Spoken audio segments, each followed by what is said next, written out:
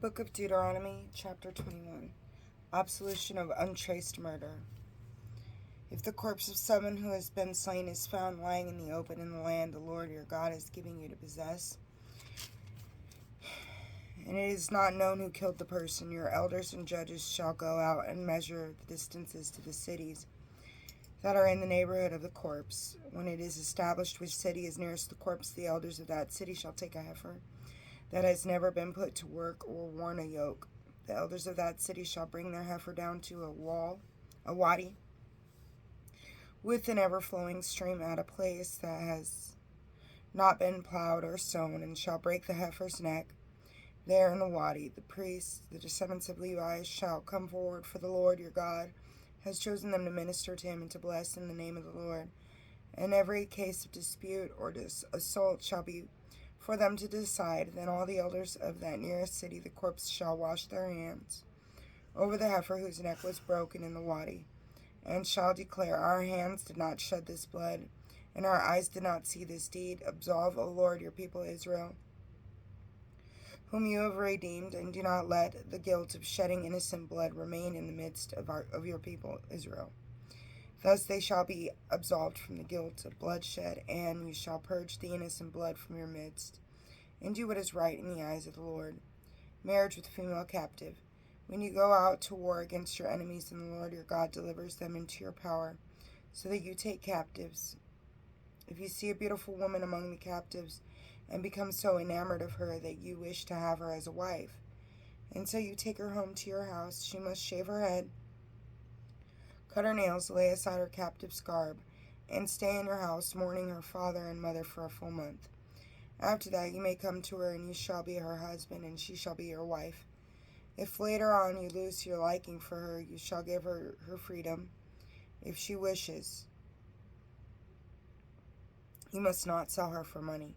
Do not enslave her, since you have violated her.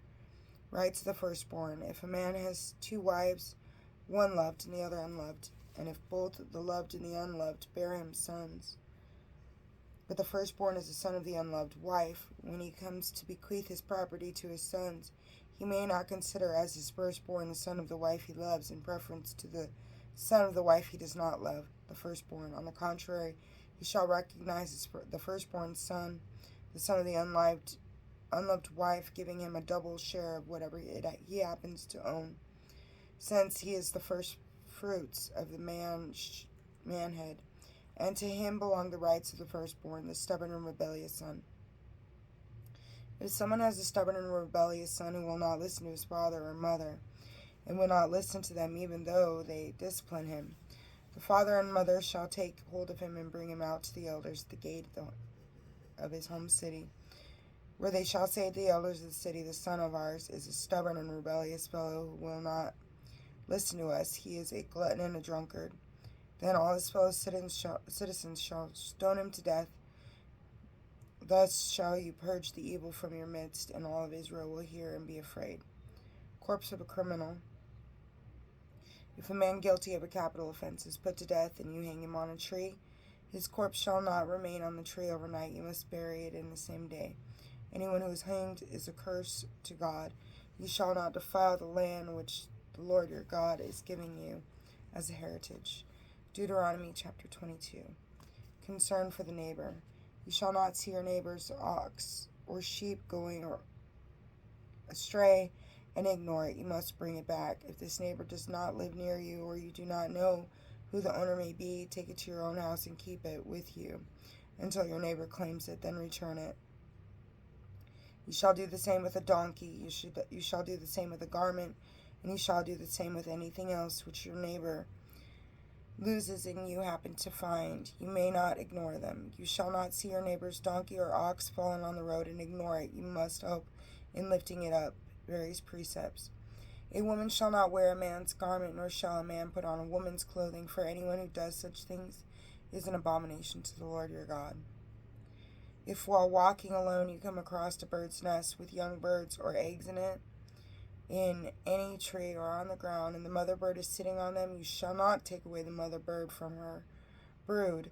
You must let the mother go, taking only her brood, in order that you shall prosper and have a long life. When you build a new house with a parapet around the roof so that you do not bring blood guilt upon your house, if someone falls off, you shall not sow your vineyard with two different kinds of seed, or else its produce shall become forfeit, both the crop you have sown and the yield of the vineyard.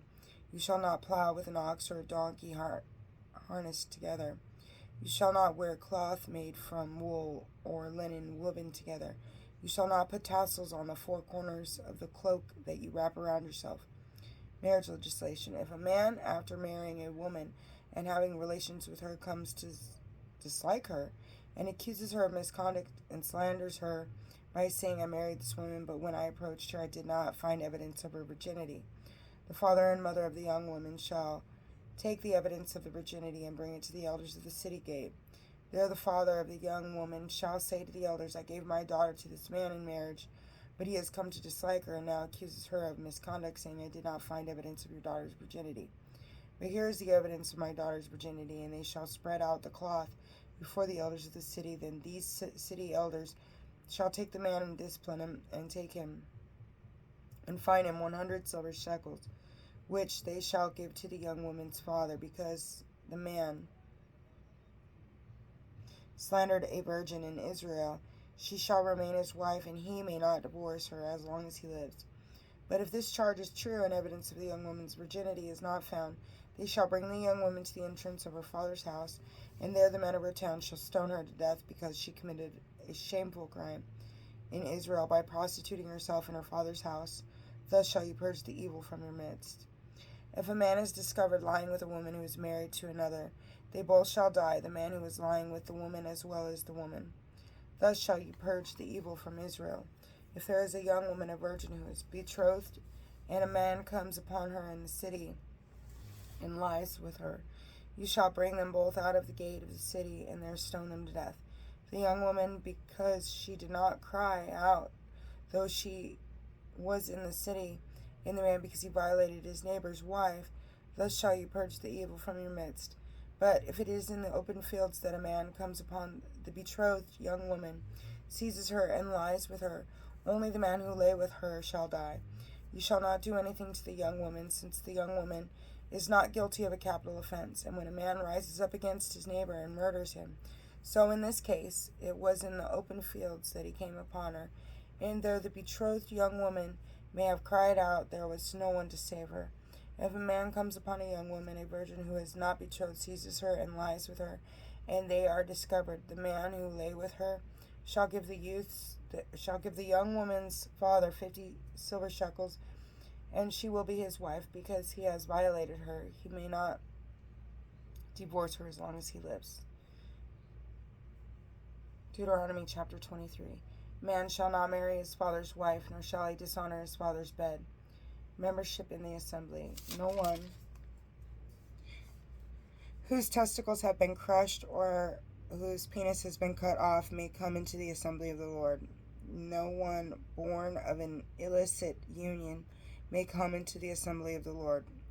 Nor any descendant of such even to the 10th generation may come into the assembly of the Lord. No Ammonite or Moabite may ever come into the assembly of the Lord. Nor may any of the descendants, even to the 10th generation, come into the assembly of the Lord, because they would not come to meet you with food or water on your journey after you left Egypt, and because they hired Balaam, son of Beor, from Pethor in Aram Naharaim, to curse you. The Lord your God would not listen to Balaam, but turned his curse into a blessing for you, because the Lord your God loves you. Never seek their welfare or prosperity as long as you live. Do not abhor the Edomite. He is your brother. Do not abhor the Egyptian. You were a resident alien in his country. Children born to them may come into the assembly of the Lord in the 3rd generation. Cleanliness in camp. When in camp during an expedition against your enemies, you shall keep yourselves from anything bad. If one of you becomes unclean because of a nocturnal emission, he shall go outside the camp. He shall not come back into the camp toward the evening. He shall bathe in water. Then when the sun is set, he may come back into the camp. Outside the camp you shall have a place set aside where you shall go. You shall keep a trial on your equipment, and when you go outside to relieve yourself, you shall dig a hole with it and then cover up your excrement. Since the Lord your God journeys along in the midst of your camp to deliver you and to give your enemies over to you, your camp must be holy, so that he does not see anything indecent in your midst and turn away from you. Various precepts. You shall not hand over to their master any slaves who have taken refuge with you from their master. Let them live among you in any place they choose, in any one of your communities that seems good to them. Do not oppress them. There shall be no temple prostitute among the Israelite women, nor a temple prostitute among the Israelite men. You shall not offer a prostitute's fee or a dog's pay as any kind of votive offering in the house of the Lord your God. Both these things are an abomination to the Lord your God. You shall not demand interest from your kindred on a loan of money or of food or of anything else which is loaned. From a foreigner you may demand interest, but you may not demand interest from your kindred, so that the Lord your God may bless you in all your undertakings on the land you are to enter and possess. When you make a vow to the Lord your God, you shall not delay in fulfilling it, for the Lord your God will surely require it of you, and you will be held guilty. Should you refrain from making a vow, you will not be held guilty, but whatever your tongue utters, you must be careful to do, just as you freely vowed to the Lord your God with your own mouth. When you go through your neighbor's vineyard, you may eat as many grapes as you wish until you are satisfied, but do not put them in your basket. When you go through your neighbor's grain field, you may pluck some of the ears with your hand, but do not put a sickle to your neighbor's grain. God bless you.